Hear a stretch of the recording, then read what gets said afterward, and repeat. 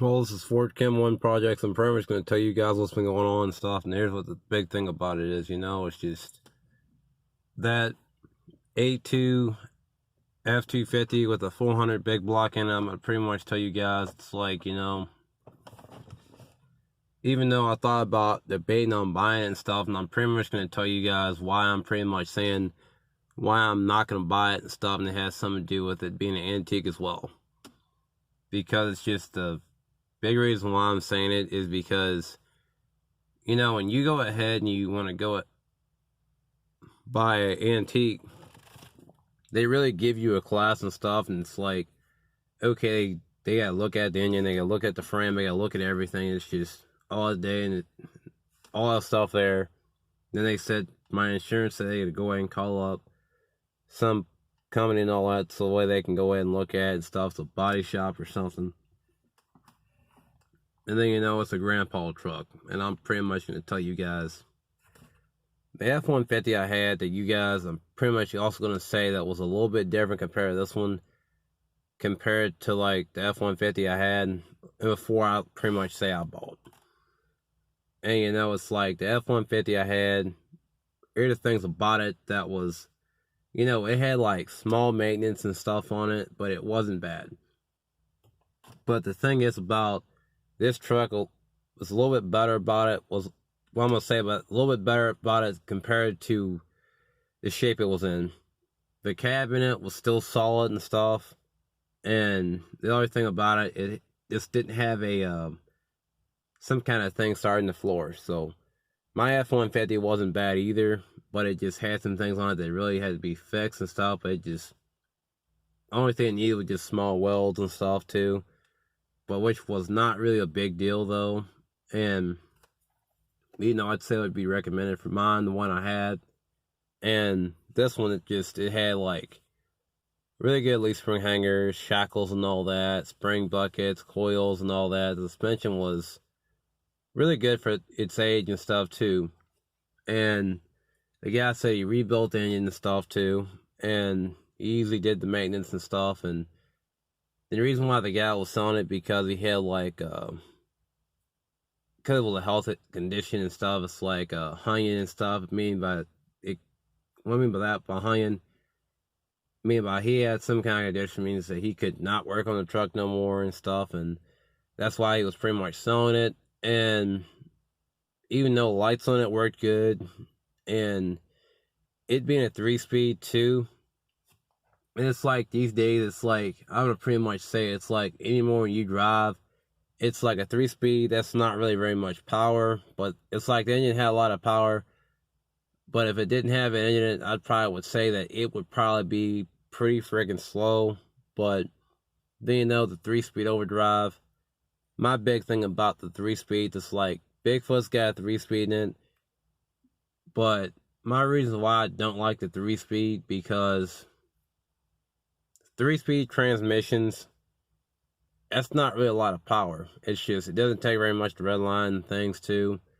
And then, you look at a 4-speed these days, it's like a 4-speed overdrive. That's not really a lot of power, pretty much. It's like, what I'm saying by that, anytime you hit the gas and all that, it doesn't take very much to blow it up.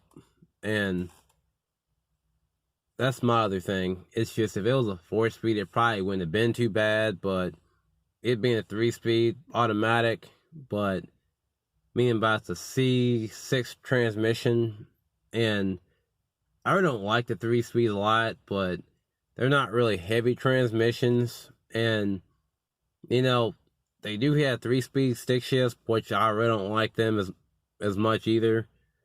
Them right there, I wouldn't want them, but I'd probably say if I had gotten it, I probably would swap it over to being a 5-speed. But then the other thing about it, for it being an F-250, the interior was really good shape, and here's what else I'm gonna really say about that. If I was talked about like seriously getting that truck and stuff, and it's like if I got that truck, you would be seen on the channel and stuff, and then the bed itself, it just wasn't that bad. But then that truck, it pretty much, you could say, it had its maintenance and stuff, I could see that, but it just had rust in the body, but meaning by the rust. Only thing is, you just gotta go ahead and send out the bad stuff and probably like cut out very, very little of the bad stuff, and then go ahead and just get a piece of metal and Bondo it and all that, and you're good to go. And then the other thing about it, for the fact of the small rust it had and stuff, it's just, you know, the headlights weren't bad, the grill wasn't bad, but it did have faded paint, and the body of it was brown stuff, and it's really hard to see rust in them brown trucks. It's like, anymore, if you see a brown truck anymore, it's like, they do not paint trucks brown anymore.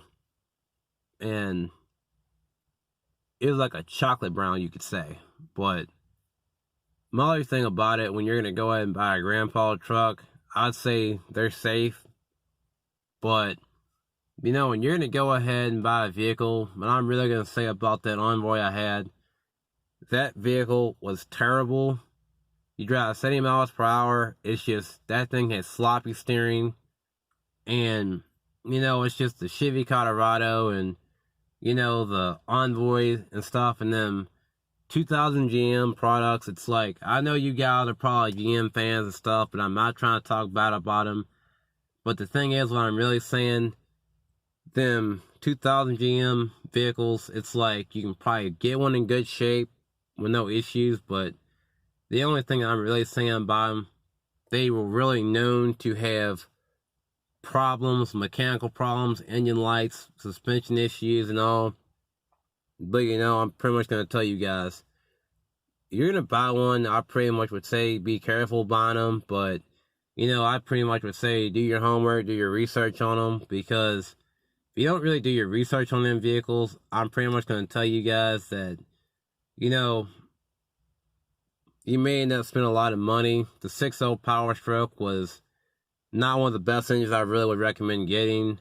A 6.4 Power Stroke, it's like, them engines, both of them two, they were not the two best diesel engines I'd recommend to get. So, how I'm saying it, like, reliable and things, but compared to this 400 big block, it's like the 7.3. They're really reliable, but as long as you do the maintenance on them and things, but they go a lot of miles with like it's nothing. Then the 6.7 Power Stroke, which is out now, that one there is actually new, but there's some about coming out next year, and they're saying that Ford is improving the Power Stroke, and it's some about, I guess it's probably going to be a 6-speed over being a 4-speed overdrive and all that, so, or you could say 3-speed, something like that. So, alrighty, you guys, like, comment, subscribe, and apologize about the lighting. Alrighty, peace.